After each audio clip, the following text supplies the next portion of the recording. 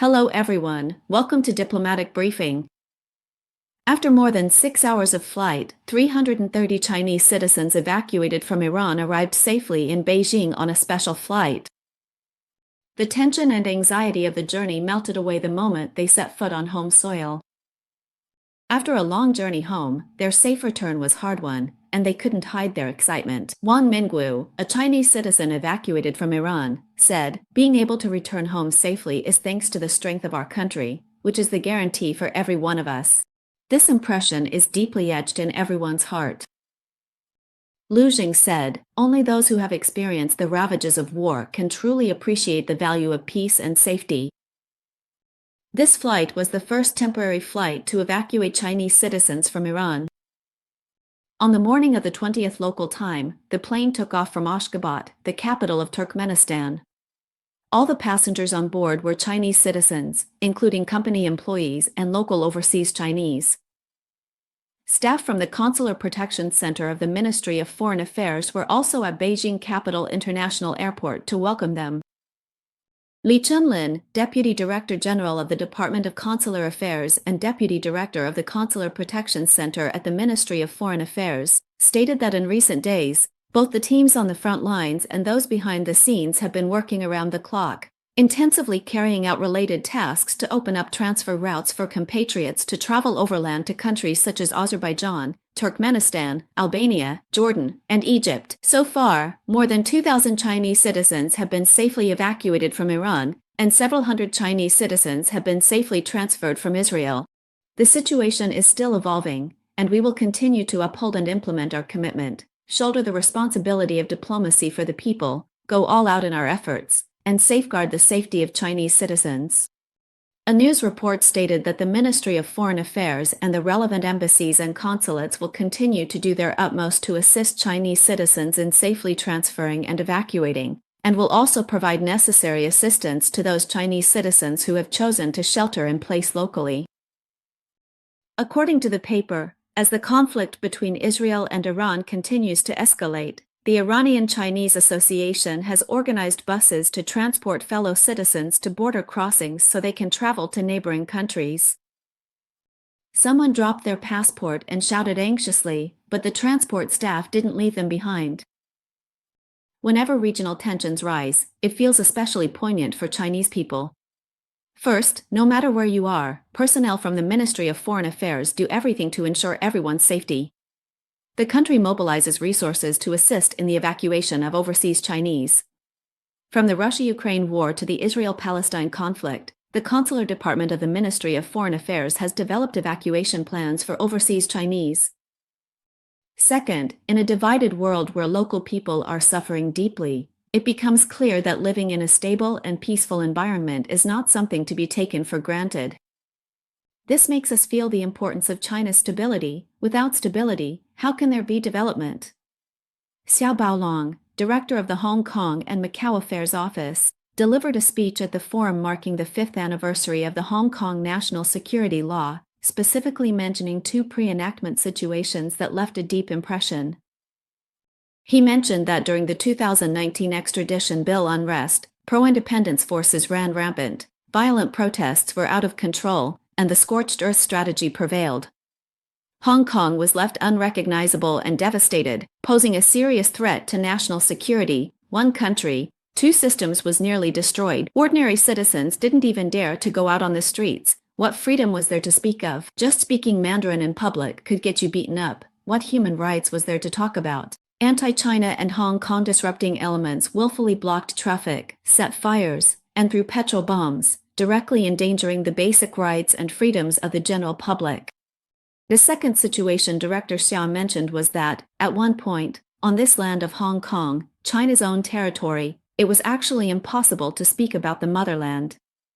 The anti-China, Hong Kong disrupting elements openly denied their ancestry. Not only did they betray their country and Hong Kong, but they also forbade others from expressing their love for the motherland. At the most severe times, anyone who spoke about loving the motherland would be attacked and insulted, subjected to online abuse and bullying, or even physically assaulted and dealt with privately.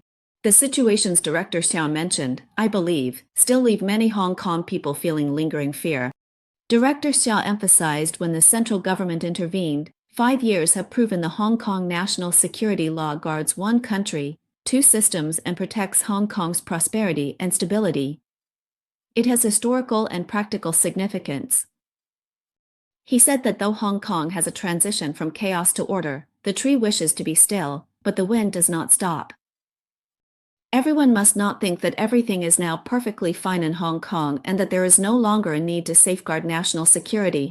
The painful lessons from the extradition bill turmoil must not be forgotten. We cannot forget the pain the wound has healed. We must remain clear-headed and recognize that anti-China and destabilizing forces in Hong Kong are active, coming up with new forms of soft resistance. Hostile external forces have stopped interfering in Hong Kong. The struggles against infiltration, subversion, and separatism are far from over. Whether it's the foreign ministry's evacuation operations, where no one is left behind, or the central government's implementation of the national security law to safeguard Hong Kong's one country, two systems, the core principle is that social stability is the foundation of development. In the face of complex international changes, the country needs strong backing, and military strength is indispensable. Recently, PLA's dual aircraft carriers ventured into Pacific for exercises, drawing intense U.S. military attention, while Japan kept them under round-the-clock surveillance. The monitoring outcome made U.S. and Japan uneasy. According to a June 20th report by Japan's Fuji News Network, FNN, officials from Japan's Ministry of Defense commented on the training level of China's aircraft carriers, saying that there is no longer much difference compared to the United States. This comment from the Japanese side comes as the Chinese Navy's Liaoning and Shandong aircraft carrier groups recently set out together for the first time to conduct training in the Western Pacific and other waters, drawing significant international attention. In recent weeks, Japan's Ministry of Defense Joint Staff Office has repeatedly released updates, reporting on the training activities of China's dual aircraft carriers. FNN also reported that on the 20th, Japanese Defense Minister Gen Nakatani revealed at a press conference that between the end of May and June 19th, the Liaoning and Shandong aircraft carrier groups conducted a total of about 1,000 carrier-based fighter takeoff and landing training sessions. Among them, the Shandong carried out several consecutive days of carrier-based fighter takeoff and landing training in the waters around Okinawa-Torishima, with the total number of takeoffs and landings exceeding 100. According to the report, Gen Nakatani stated that this training by the Chinese side appears to be aimed at enhancing the combat capabilities of the Liaoning and Shandong, as well as their ability to carry out missions in distant sea and air areas. He claimed that the Japanese Ministry of Defense and the Maritime Self-Defense Force will continue to strictly gather information on and monitor the two aircraft carriers. Since the end of May, the Joint Staff Office of Japan's Ministry of Defense has been continuously releasing information about the activities of Chinese aircraft carrier groups in the East China Sea and the Western Pacific. On June 8th and 9th, the Japanese Ministry of Defense released information stating that the Japanese side had spotted two Chinese aircraft carriers, the Liaoning and the Shandong, in the waters of the Western Pacific over the previous weekend. According to information released by the Japanese side, the Liaoning carrier group passed through the Miyako Strait between May 25th and 27th, moving from the East China Sea into the Western Pacific, then headed south into the waters east of the Philippines. Around June 7th, it reached as far as the area west of Japan's Minamitarishima, before turning back to maneuver in the waters east of the Philippines. The Shandong carrier, on the other hand, appeared in the Pacific waters east of the Bashi Channel on June 7th. After circling eastward and clockwise around Okinawa-Torishima, it approached the route taken by the Liaoning. The Japanese side emphasized that this is the first time two Chinese Navy aircraft carriers have simultaneously broken through the second island chain to conduct blue water training activities in the Western Pacific, and reported on this extensively. According to a report by the New York Times on the 10th, through this far-sea cruise, the Chinese carrier strike group will demonstrate that in times of crisis, they can not only deal with Japan, but also compete with the United States for control of the Western Pacific.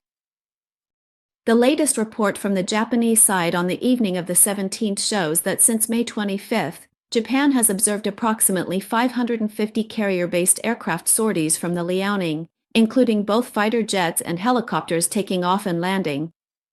Of these, 260 sorties took place within the 7 days from June 8 to June 16.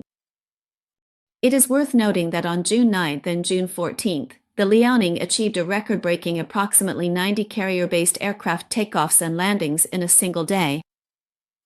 On the other hand, during the 8 consecutive days from June 9 to June 16, the Shandong was also observed conducting about 230 carrier-based aircraft takeoff and landing activities. Compared to the Liaoning, the number of sorties by the Japanese forces was slightly lower. The peak value in the statistical data was about 50 sorties on June 10.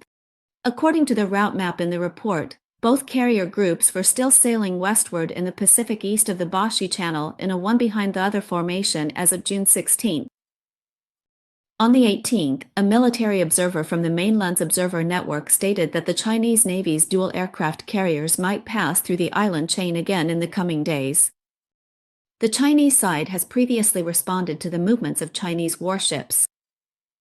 On the 10th, Senior Captain Wan Shuowan, spokesperson for the Chinese Navy, stated that the Liaoning and Shandong aircraft carrier groups had gone to the Western Pacific and other sea areas to conduct training, in order to test the fleet's far sea defense and joint combat capabilities.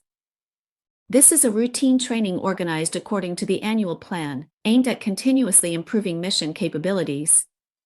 It complies with relevant international laws and practices, and is not directed at any specific country or target.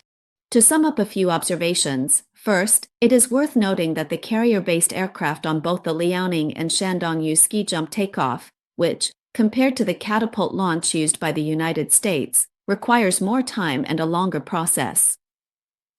Even so, the training of China's aircraft carriers can still compare to that of the U.S. military's new generation carriers. This shows the PLA's dedication and its ability to challenge the world's most advanced standards despite equipment limitations. Second, the deployment of 2 aircraft carriers at sea showcases China's national defense strength.